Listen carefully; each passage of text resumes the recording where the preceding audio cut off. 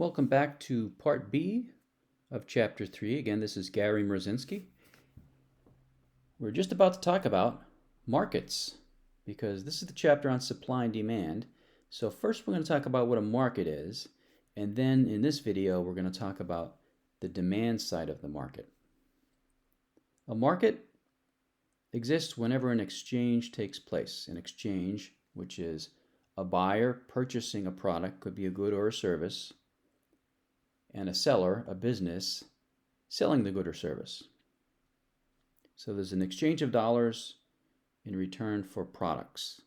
And we're going to use examples in this chapter mostly of product markets. We just got done talking about the circular flow model, which taught us that there are both product markets and resource markets. Well, to simplify things, we're going to talk mostly about product markets as examples in this chapter. So, in any given product market, the market for new automobiles, for example, or the market for gasoline, or the market for computers, there is a supply of the product. This is businesses supplying some certain quantity of the product to the market, and there is a demand for the product on the part of buyers. Collectively, they make up the demand for the product. And I'm going to remind you that there is this assumption we always use whenever we are constructing an economic model.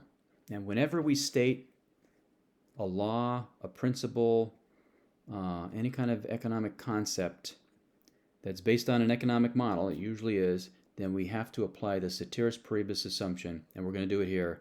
And that means, other things equal, if nothing else is changing, this will cause this to happen. And we're going to do that right now. So here is an economic model. The law of demand. The law of demand says, as the price of the product goes up, the quantity demanded by buyers goes down. Also, as the price of the product goes down, the quantity demanded by buyers goes up. So they go in opposite directions, right? The price and the quantity demanded by buyers go in opposite directions. Now, to graph this, if we were to graph price on the vertical axis and quantity on the horizontal axis, which we're going to do for the rest of this course, then graphing the law of demand would result in a downward sloping curve. So let's talk about why the law of demand is what it is. What explains the law of demand? Well, there's actually three reasons that we're going to talk about. The common sense explanation, which you probably are already thinking about. What's called the law of diminishing marginal utility. That sounds more difficult than it is. And then two related effects, the income effect and the substitution effect. That's really like 3A and 3B. So let's go through each one of these. The common sense explanation for why when the price goes up, people buy less of it is people ordinarily do buy more of a product when the price goes down and less of it when the price goes up. So why is that? Well, price is an obstacle that keeps you from buying something. And think of it, now this is part of the explanation because this applies to part of what we all buy, some of the goods and services we buy. Think of it as being, let's say, maybe this is the market for iPhones. Now you may have, every one of us probably has, a maximum price that you're willing to pay for a smartphone. For me, let's say it's $600. Well, that means I will pay up to $600 for an iPhone if I'm in the market for an iPhone. So if the price of a new iPhone is $700, I'm not going to buy it. But if the price were to drop to $600, now I'm going to buy it. And other people that have that same maximum price are also going to buy it. So as the price comes down, there's a larger pool of buyers who are willing to pay that now lower price. Maybe that lower price now is within the range of price that they're willing to pay. As the price goes up, there's a smaller pool of buyers that are willing to pay that now higher price. The maximum price they're willing to pay now is maybe less than the actual price. So this is the common sense explanation for this. Now, the law of diminishing marginal utility, again, this sounds more complicated than it is. First, let me introduce you to the term marginal. This becomes a real big deal in the microeconomics course. And actually, we spend more time on this law of diminishing marginal utility there. Utility simply means the usefulness or benefit that we get from purchasing and consuming a product. Now, the term consumption in economics means you purchase and use a product. When you do that, you have consumed it. Whether or not you physically consume it. Food products you actually physically consume also, but if you just purchase something and use it, you are consuming it. That is consumption, right? Now, utility is the usefulness you get out of consuming any product that you buy. You compare that utility to the dollars you spent for it, and that's the economic decision you're making, right? Is there enough utility? Maybe it's something that costs, well, the iPhone. If the iPhone costs $600, to you, that represents about $600 of utility if you're buying it. But if the price were to go up to $700, you might not think there's enough utility to justify the $700 price. This is the economic decision that buyers make, right? We focus on this kind of concept more in the microeconomics course. We have several chapters on consumer behavior. All right, so utility then is the benefit you get from purchasing and using a product, consuming it. Marginal utility is the extra benefit you get from consuming one more unit of the thing. The marginal utility, if you purchase more than one unit of something, it will get smaller the more of something you purchase. Let me give you my favorite example is the pizza example. So it's lunchtime, and you walk into a pizza restaurant for lunch, and let's say pizza is $2 a slice. And so you walk up to the counter, you give your $2, you take your slice back to your table, and you eat it. And that slice would have a very large amount of marginal utility for you because you were very starving. So marginal utility is the utility you got from consuming that unit. The term marginal is the same as saying extra. So the extra utility you got was a lot because you had zero utility before you went in, and now you ate one piece, you were very hungry. That represents a lot of utility to you. Now you might still be hungry, and you walk back up to the counter, and you hand over your $2, and you buy a second slice of pizza. By the way, is it slices or cuts? Depends on where you're from. I grew up in the Wilkes-Barre area. We called them slices because we ate pie pizza. I live right now right next to Old Forge where they have square pizza. They call them cuts, but don't let me get off track. Okay, so you buy that second slice of pizza. You sit down. Remember, you're still hungry. That gives you a lot of benefit, a lot of utility. So the marginal utility of that second slice of pizza is the utility you gained by consuming that second slice. The marginal utility of that second slice might be a lot, but it's less than the marginal utility of the first slice. So when you went from 0 slices to 1 slice, you gained a larger amount of marginal utility than when you went from 1 slice to 2 slices. The marginal utility diminished some. Now you might still be hungry, and you might walk up to the counter and buy that third slice for another $2. You're going to gain, you would only do that if you thought you were going to have some utility.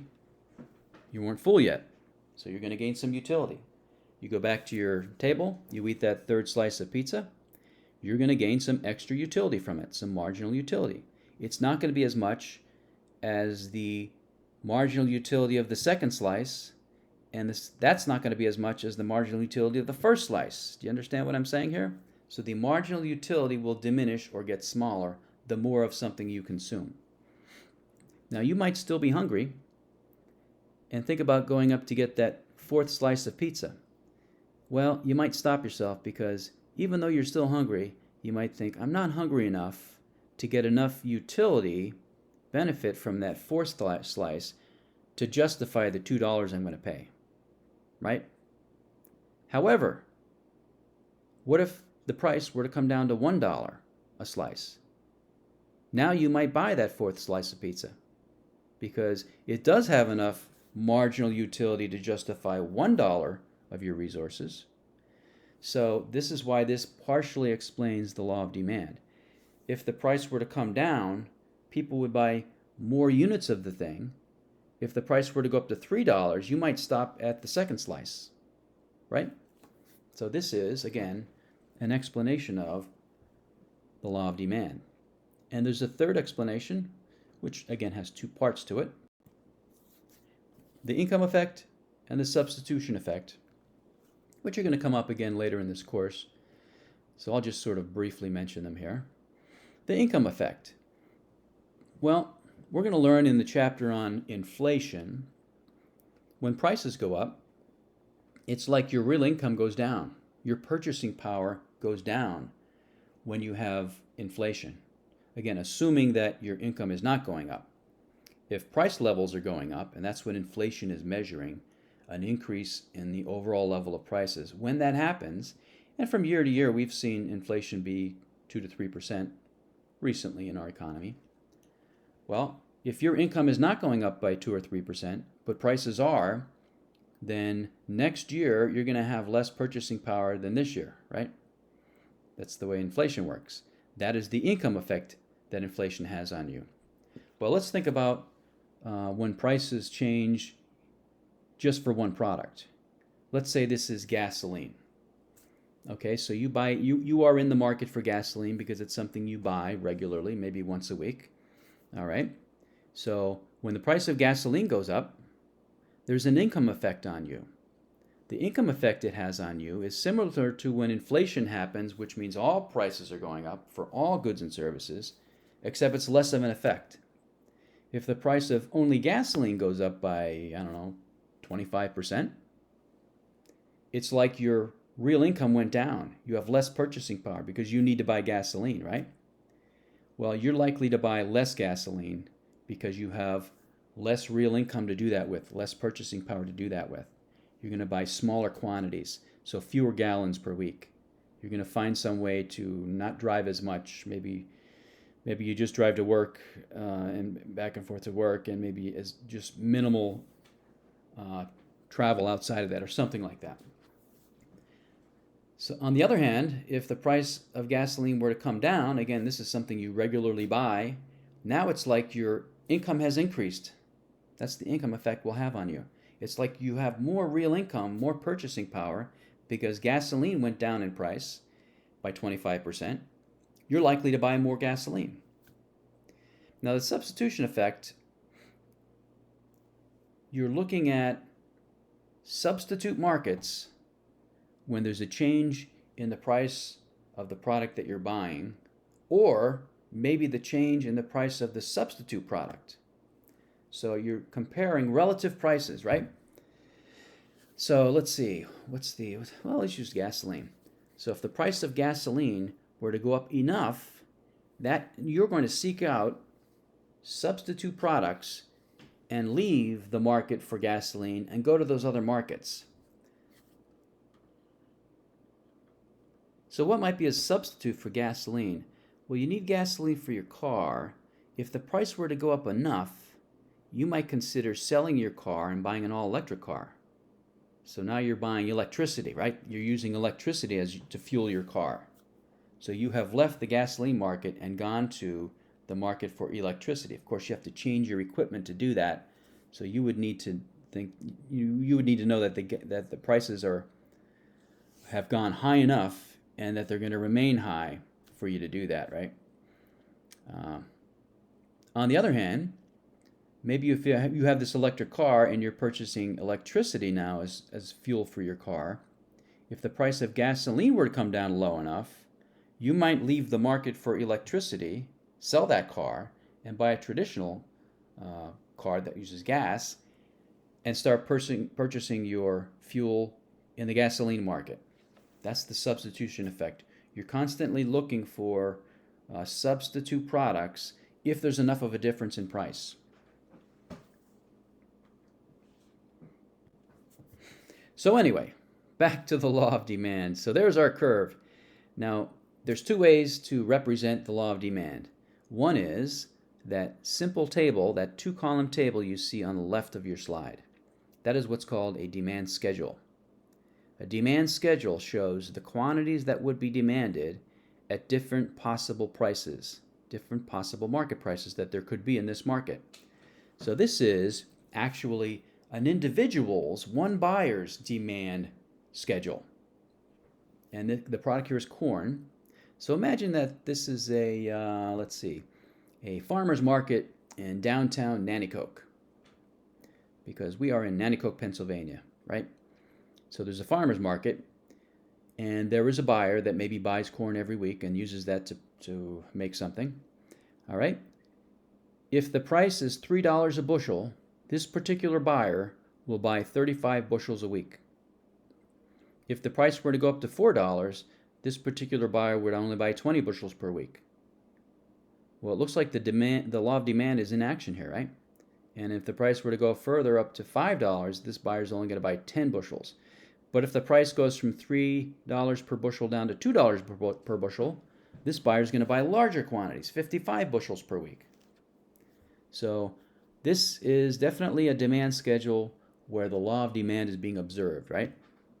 If you graph this then, and again we have price on the y-axis, dollars, and we have quantity, units of the product, in this case bushels of the product per week, on the x-axis.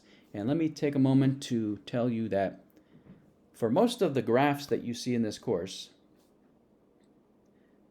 there's going to be dollars on the y-axis, the vertical axis, and there's going to be quantity on the horizontal axis. Whenever you see Q, quantity, on the horizontal axis, just know that it's really quantity per unit time. So this is, in this case we're looking at demand, but it applies when we're going to add supply to this graph at some point. It's going to apply to the supply curve as well. It's really quantity per unit time. So it's quantity demanded per day, or maybe it's per week, or maybe it's per month, or maybe it's per year. It's got to be some unit of time that that quantity is applying to, and it will be labeled on the graph usually. So you can see in this case it's bushels per week. All right? So this is the quantities that would be demanded per week by this one buyer, and you can see simply how it's been graphed. So try to find the point, the leftmost point on this curve. On the y-axis that corresponds to $5. On the x-axis that corresponds to 10 bushels, right? And then find the next point, which should be $4 and 20 bushels, and so on. So you can see how that curve is simply a graphical representation of the demand schedule. Now this was just one buyer, right? Let's say this market has 3 buyers. So there are 3 people that show up at the farmer's market every week and buy corn. So we just saw Joe's demand schedule, that's the leftmost column, but there's also Jen and Jay. Let's look at Jen. If the price is $3, Jen will buy more than Joe actually, 39 bushels per week. If the price drops down to 2, Jen is going to buy 60. And you can see if the price goes up to $4, Jen's going to buy 23. Jay has a similar kind of demand schedule. So the numbers are different, but the law of demand is definitely happening for all 3 buyers, and it will. The only lesson here is we don't normally talk about the demand schedule and demand curve for an individual buyer. We're looking at market demand. Market demand is simply the aggregate or the sum of the individual demands, the individual quantities demanded at any given price for all of the buyers. You just sum them. So the market demand at $3 would be 35 bushels plus 39 bushels plus 26 bushels, or 100 bushels per week. This is a simple example that's just meaning to convey the fact that any market, whatever the price is, the quantity demanded, the market quantity demanded, just simply would be the sum of the individual quantities demanded by all the buyers. Now, most markets have hundreds or thousands of buyers. It works the same way. A note here on terminology. I'm going to always say either that there was a change in overall demand or a change in the quantity demanded. If you're moving along the curve like we just did, If the only thing that's happening is the price is changing, you're moving along the curve. The curve is telling you the new quantity demanded, right?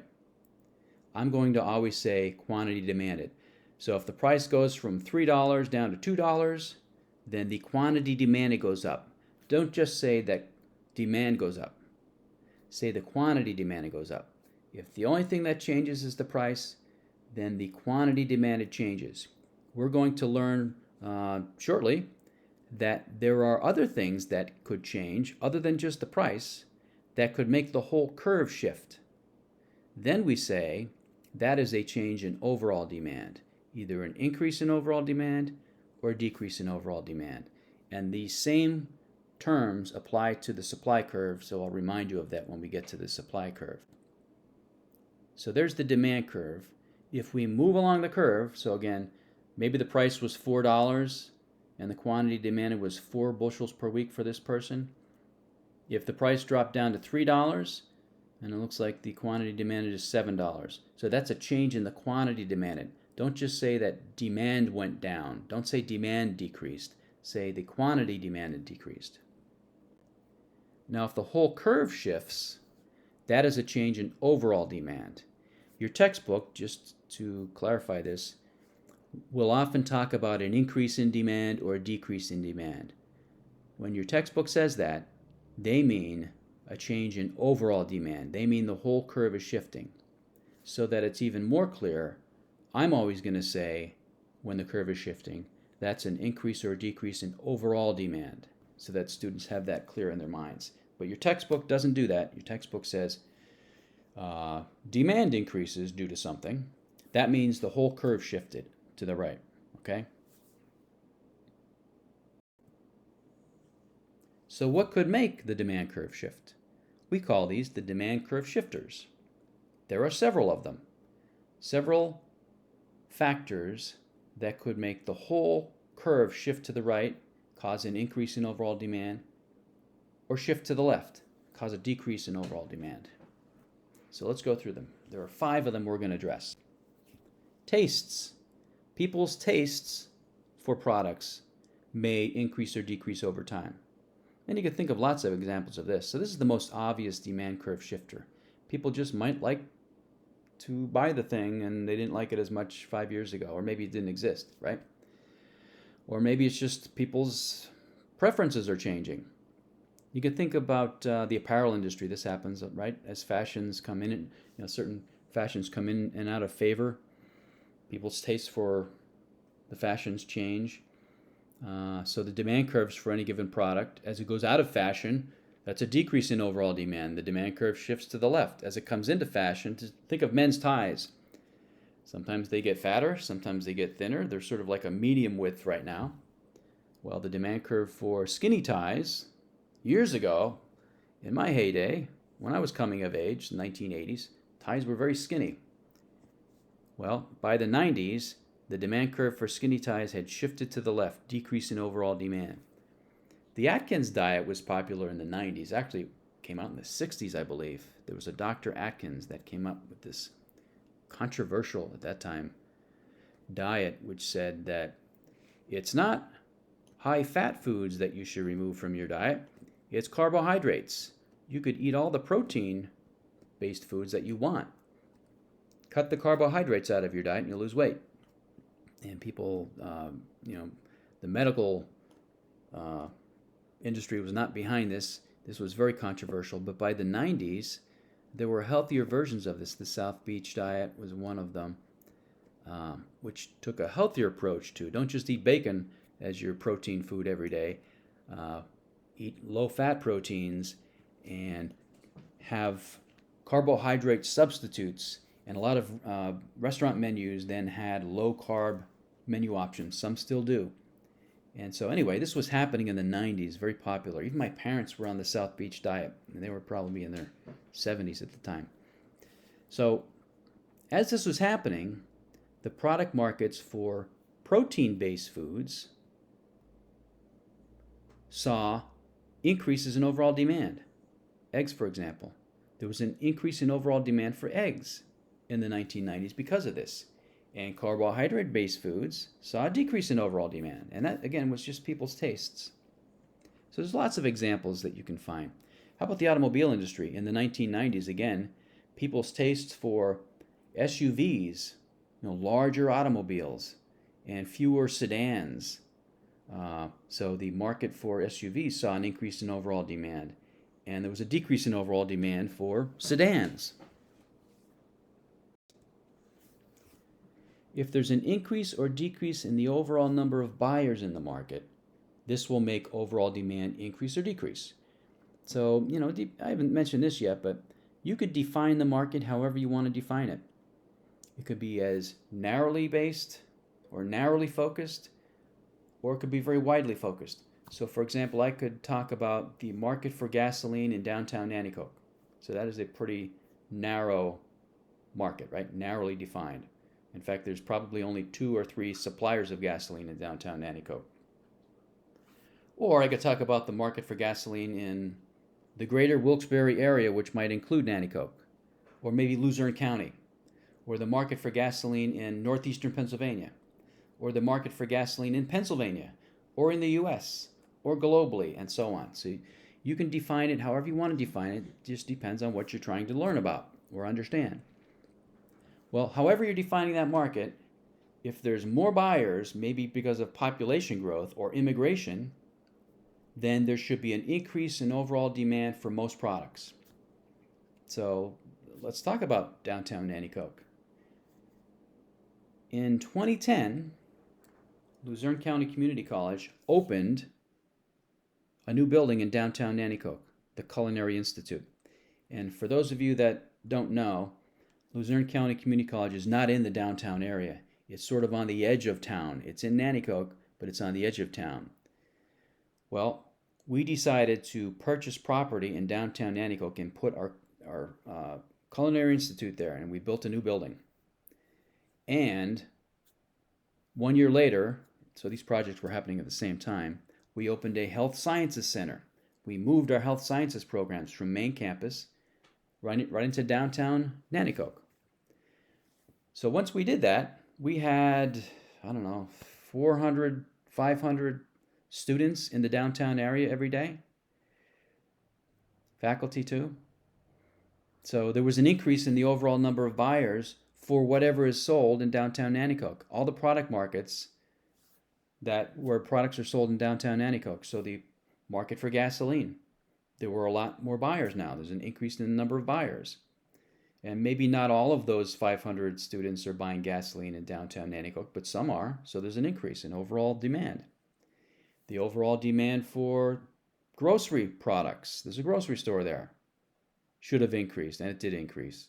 And again, not every one of the 500 students or faculty are buying their groceries at Weiss Markets, but some were. The overall demand for restaurant meals should have seen a big increase, and so on. That's because the number of buyers increased. If we were to leave, and actually let me give you a better example, the building we purchased for our health sciences programs was actually an empty office building. A few years earlier, there was an employer in there which had 300 employees. That employer ended up moving out of town for some reason. When that happened, there was a decrease in the number of buyers in those product markets. So this shifts the demand curve to the right or to the left when there's a change in the number of buyers. Okay, let's move on to the next demand curve shifter. When people's incomes increase or decrease, this shifts demand curves for products. You'd have to think about the overall average income in a market. As that rises over time, that causes an increase in overall demand for most products. Most products are normal goods or normal products, normal services. And when that's the case, an increase in income will increase overall demand for those products. So people will buy more steaks. As their incomes rise, they'll buy more automobiles, they'll buy more electronic equipment, and so on. Now, there's a special category of products for which when people's incomes go up, they buy less of these products. Can you think of an example of that? something, maybe you're a student now, so you're not working full time yet, and you're saying to yourself, when I get my first good job, my first full-time job with benefits, I'm never going to buy that product again. I'm only buying it because my income is low. What's an example of that product? A little bit louder. I didn't hear that. I still didn't hear it. A little bit louder. Oh, I can't hear you because this is recorded in the past. Sorry about that. How about ramen noodles? I'm never going to eat ramen noodle. I'm only eating them now because I don't have much money to spend and I have to eat something. Or you can think of lots of food examples, right? How about this next example I'm going to offer to you under protest because I actually like this product, but Hamburger Helper. Hamburger Helper is a very inexpensive meal, right? All you have to do is add ground chuck, which is an inexpensive ground meat. And for a couple dollars, you can feed your family with Hamburger Helper. Again, I really like Hamburger Helper, so it hurts me to present that to you. These are called inferior goods. As people's incomes go up, they buy less Hamburger Helper. They buy less ramen noodles. Can you think of any other examples? The best example is public transportation. Public transportation is something that as incomes rise, people purchase less of because now they could afford to buy their own cars, right? And this even happens over time. Now, I'm from this area, and I can tell you when I went to college, I actually did not have an automobile until I graduated from college and got my first full-time job. So I was borrowing the family car. We only had 2 cars in the family. My brother had a car, my father had a car. So I didn't have access to that very often. Certainly not to go to school on a daily basis. So I was bumming rides from friends, and on a regular basis, I was using the bus, public transportation. And I can tell you, they were much more crowded, these buses, then than they are now. We have a bus that comes to our campus, and it's actually fairly full. But most of the others are not nearly as full as they were, I'm telling you, in the 1980s. And what's the reason for this? There's less demand for them. Why? People's incomes have risen since the 1980s over that span of years. And there's less demand for public transportation. There were more taxi companies too. And I'm talking about even before Lyft and Uber. I realized this is maybe like 10 years ago. I needed a ride to the airport. I couldn't find a taxi company. There's only one in the Scranton area. And there might be 1 or 2 in Wilkes-Barre. There were like 5 to choose from years ago. There's just not as much demand for them anymore.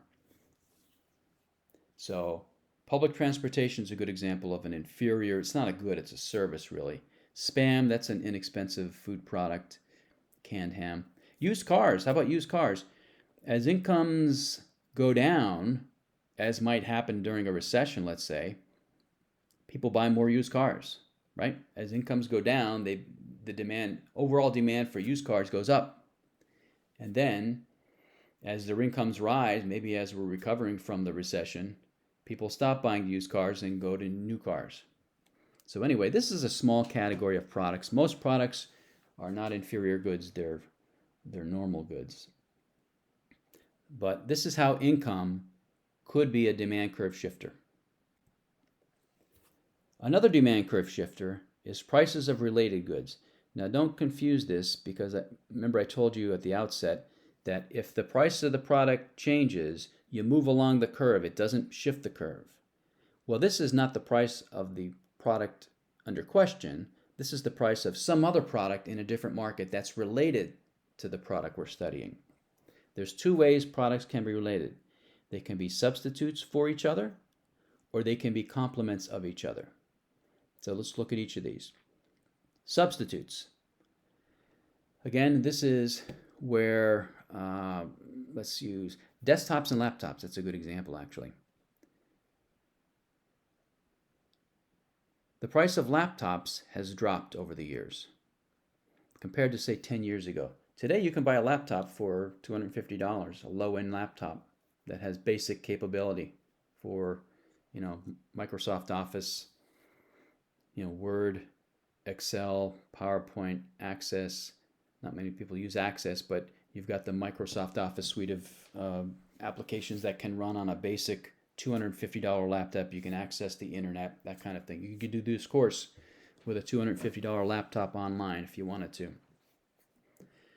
Years ago, a basic laptop was $500 to $750, like 10 years ago, let's say. They've really come down in value, or come down in price. It's become much more competitive.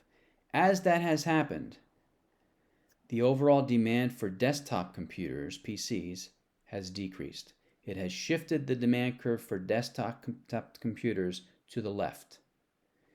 And you might say, well, for me, a desktop and a laptop, they're not substitutes. I need one or the other. Maybe I need to be mobile, so I absolutely need a laptop. Or maybe you think, I really need to have a desktop because I need a full-size keyboard and I need the larger monitor. And so I could never be happy with a laptop. So for me, it's not a substitute. Well, that may be true, but if it's a substitute for some of the people, there will be an effect. It just might be a smaller effect than if it were a perfect substitute. So don't think that the two products need to be perfect substitutes for there to be an effect. If they're substitutes for any percentage of the buyers, then there will be an effect. It just might be a smaller effect. So again, that's how that works. If the price of the substitute product goes up, people will leave the market for that substitute product and come to this market. So that increases overall demand for this product. If the price of the substitute product goes down, people will flee this market and go to the other product market where the thing is relatively less expensive now. That means there's a decrease in overall demand for this product. That's if they're substitutes. The other way they can be related is if they're complements. Products are complements if you tend to buy the two products together. So there's some examples: college tuition and textbooks, bagels and cream cheese, eggs and bacon, things you tend to buy together. Maybe not every time, but if you tend to buy them together, they're complements. My favorite example that I'd like you to remember of products that are complements are hot dogs and hot dog buns. You will not buy any hot dog buns unless you're also buying hot dogs, right? That makes them very strong complements of each other. And when I present this example in class, there's always one wise guy that says, well, wait a minute, sometimes I buy hot dog buns and I make these little tuna sliders that I put in the oven, and so, okay. There may be some people that buy hot dog buns on their own, but for most people, they're going to buy hot dogs and hot dog buns. All right, so if the price of hot dogs, whenever you're trying to understand the effects that price changes will have, what I recommend you do is imagine that it's a really big change.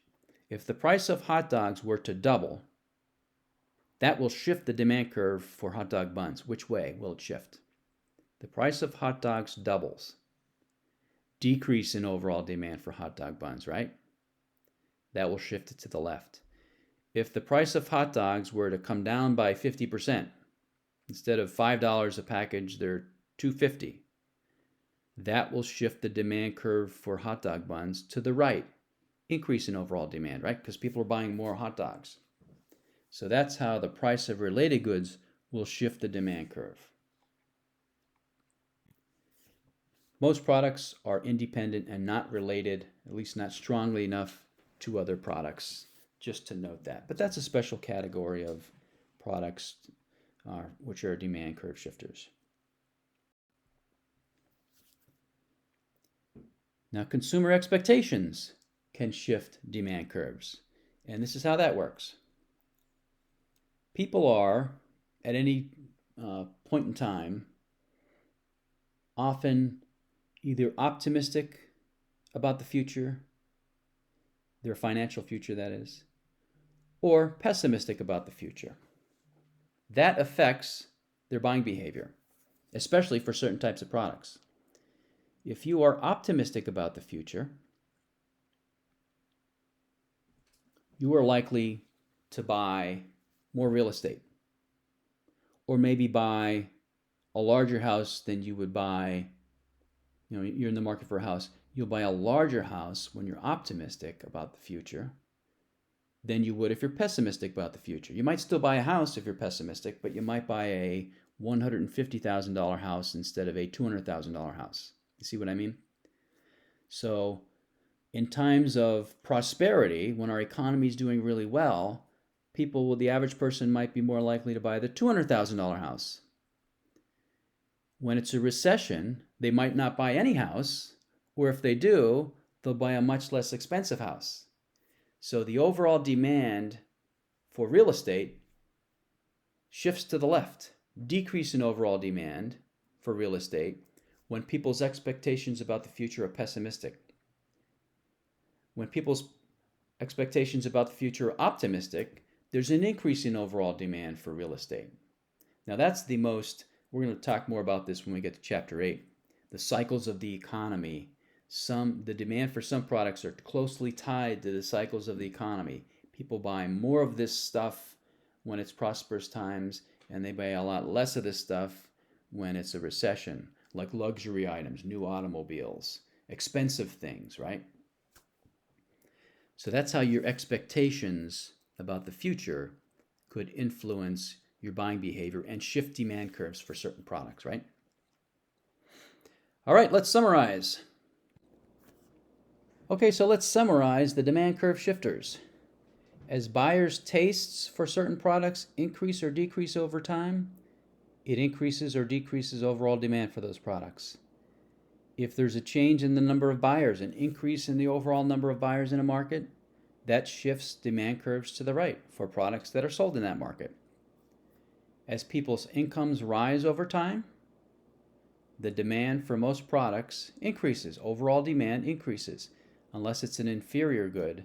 And then as people's incomes rise, the overall demand decreases.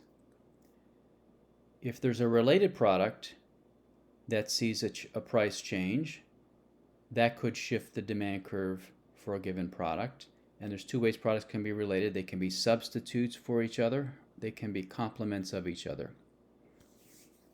And then if consumers' expectations are either optimistic or pessimistic, demand curves could increase or decrease overall. And now it is time for a quiz. Okay, now it's time for a quiz. Consider the demand for orange juice. So this is the market for orange juice we're concerned about. What happens to the demand for orange juice in each of these cases? So the first thing we're looking at is, what if the price of apple juice increases? So that's a product in a different market, right? But they're related because they're substitutes. And you might say, well, they're not substitutes for me. I like orange juice. I would never drink apple juice. I would never make that substitution. Well, that may be true, but they are substitutes for a large enough percentage of the buyers that there will be an effect. They don't have to be perfect substitutes for there to be an effect. It's just that it might be a small effect. All right? So the price of apple juice increases. What will that do to the demand for orange juice? Well, if they're substitutes, people are going to leave the market for apple juice because the price has gone up and enter as buyers the market for orange juice. This causes an increase in overall demand for orange juice. And there it is. An increase in overall demand for orange juice shifts that demand curve from D1 to the red curve D2. So at the price P1, now people will buy a larger quantity, right? The quantity demanded has gone up because there's a shift in overall demand. So before they were buying Q1 quantity of orange juice per week. Now they're buying Q2, which is a larger quantity of orange juice per week because that whole curve has shifted to the right. Now the second scenario is, what if the price of orange juice falls? So that's not a related product. That's the product market we're concerned about, right? We're talking about the demand curve for orange juice. What if the price of orange juice falls? Now remember, if only the price changes, it doesn't shift the curve. We're talking about the price of orange juice. If the price of orange juice goes down, you just move along the curve. And the law of demand says, as the price goes down, the quantity demanded goes up, right? There it is. As the price goes from P1 to P2, so we're moving from point A on the curve to point B on the curve, the quantity demanded goes from Q1 to Q2. See what I mean? So if only the price of the product changes, you move along the curve doesn't shift. And then the third question was, what if consumers' incomes fall in this market? So remember how demand curves respond to changes in overall levels of income in the market. If incomes rise, it increases overall demand for products. The demand curve shifts to the right. Here we're talking about incomes going down. And this is a normal good, right? Orange juice would be considered a normal good.